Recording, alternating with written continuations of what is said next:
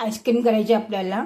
मी सकाळी घातलेली भिजू मनुका आणि शेंगदाणे अर्धी वाटीभर, दूध घेतलेलं 1 कप साईसकट, साखर घेतलेली आहे, बदाम आणि पिस्ता बारीक तुकडे करून ठेवलेले आहेत.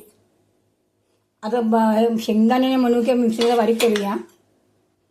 मी 2 चमचे दूध टाकून मिक्सरला बारीक करणार आहे. मी साहेबमध्ये बारीक करायची साहेब पण आपल्याला 3 चमचे साखर घेतलेली आहे. याच्यामध्ये 3 ते 4 साखर घ्यायची, मिक्सरला बारीक करून घ्यायची आपल्याला.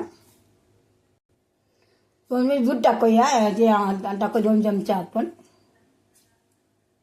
मिक्स करूया. याच्यामध्ये आपण दूध टाकूया, याच्यात मिक्स करूया दूध आपण एकत्र चांगलं.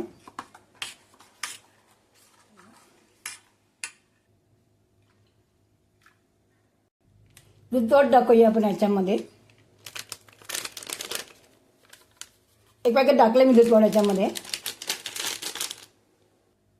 मिक्स करून घेऊया आपण एकजीव याच्यामध्ये मस्तपैकी.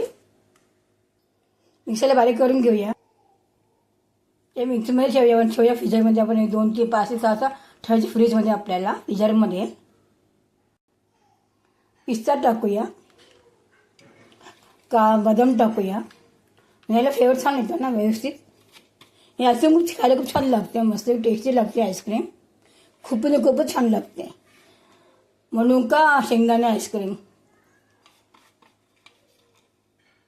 रोटी टाकूया थोडीशी आपण. रोटी मी घरी बनवलेली आहे रोटी हे टाकूया याच्यामध्ये आईस्क्रीममध्ये याच्यामध्ये.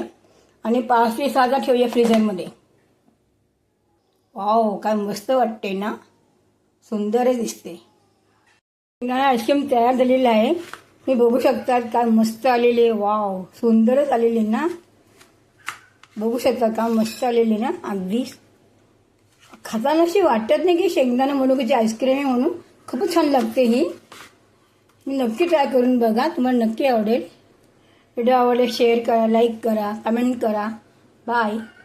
नक्की सांगा मला कशी आवडली म्हणून तुम्हाला ही आईस्क्रीम, मनुका शेंगदाण्याची आईस्क्रीम. बाय.